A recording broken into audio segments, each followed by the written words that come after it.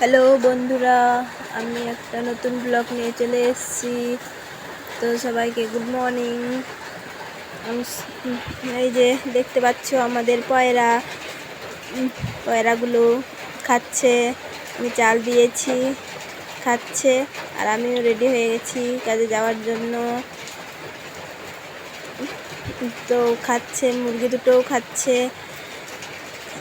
যে আরও আসছে, দিচ্ছি।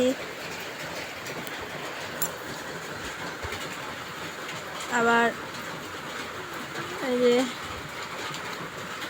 মা নিয়ে আসছে, আরও বেশি করে দিচ্ছে ওদেরকে খেতে।